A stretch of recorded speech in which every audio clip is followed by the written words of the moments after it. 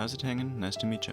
I'm Nick, a solo game dev from Switzerland working on a Metroidvania game called Aestik. In this devlog I'll talk about the progress I've made reworking the map system in the last week.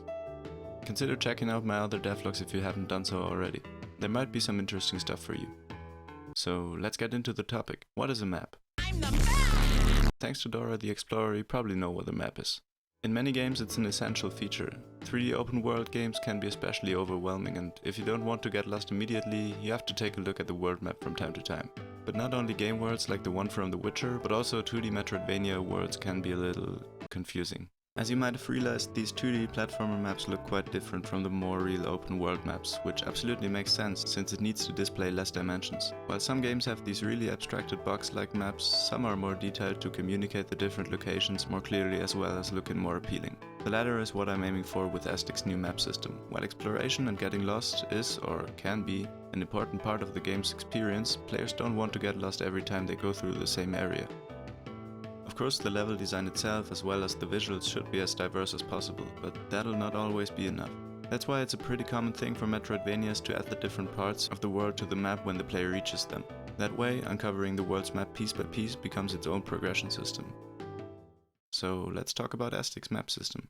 As I've said before, I've put quite some time into reworking the old map system, so let me explain the old system first. Since I'm trying to keep things simple as much as possible, I wanted to create a system that doesn't require me to put several hours into a single location. That's why I created these box-like maps as single PNG files. They popped up when the player interacted with these map signs and showed the player's exact location with a small symbol. That's pretty much all there is to it, and as you might have guessed, I wasn't too happy with the system, but I also wasn't in the mood to work on a map system anymore, so I gave this problem to future Nick.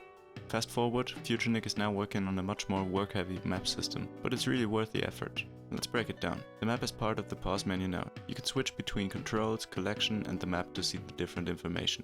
When you first start the game, there's only this small segment on the map. By progressing through the game's world, you uncover more of the map. I needed to create a PNG for every scene that represents a level. While they're inactive at first, they'll be set to active once the player reaches the respective room. Every location has its own map to uncover, so there are currently 3 maps, with more to come once the vertical slice is ready. The map doesn't show the exact location of the player inside of a room, but I don't think that it's needed anyway since the scenes are mostly pretty small and easy to navigate through. But it will show the room the player currently is in, so they won't get lost in an area once they uncovered the map. While coding the system wasn't really hard to pull off, it took quite some time. Implementing new maps means that I have to create several references for every single PNG, which takes much time and really isn't fun work. I guess that's why for quite some time I created more enemy types, art assets and stuff like that rather than working on the map system. But you know, game development isn't always as exciting as I'd like it to be, but that's okay. I'm actually really glad that I finally decided to do it, and seeing the new map system working just as I imagined is pretty satisfying. So what do you think about the new map system? While I do like it a lot, I'd love to hear other opinions about this. You know, I'm pretty biased after all. Anyway, some of you asked me if there will be a playable demo for Aestik soon, so let me make a little announcement. You will get to play Aestik soon. I'm currently polishing everything to finish the vertical slice, but once it's finished, which will probably be in the next few weeks, I'll set up a Discord server for the game where you can get your download key. So stay tuned for more. Anyway, thanks for watching. Please consider checking out my other devlogs as well as my social media channels if you like. If not, then, well, don't. So see you soon.